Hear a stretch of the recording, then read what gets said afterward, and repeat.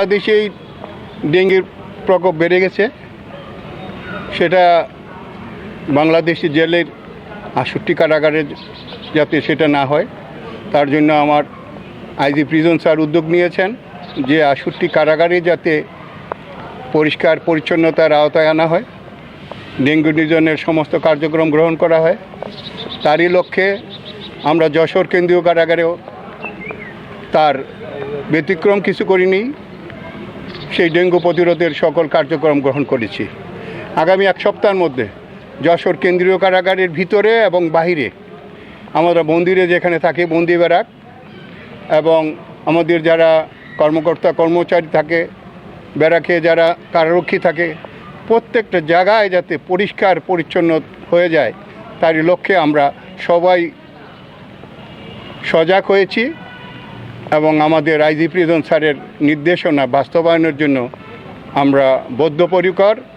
এবং আপনারা জেনে খুশি হবেন যশোর কেন্দ্রীয় কারাগারে বন্দি এবং স্টাফ কেউ কিন্তু ডেঙ্গু আক্রান্ত নাই এবং যশোর কারাগার ডেঙ্গু মুক্ত।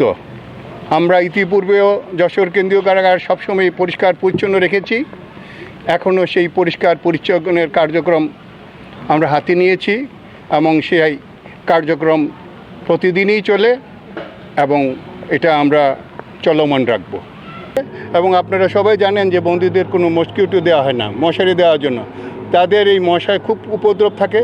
যদি আমার এই আইজি প্রিজন স্যারের যদি নির্দেশনা আমরা যথাযথভাবে প্রত্যেকটা কারাগারে কাজে লাগাইতে পারি তাহলে অবশ্যই এই মশা থেকে ওনারা নিরাপদ থাকবেন এবং ডেঙ্গু প্রতিরোধ হবে এবং এই কারাগারে সবাই আমরা ভালো থাকব।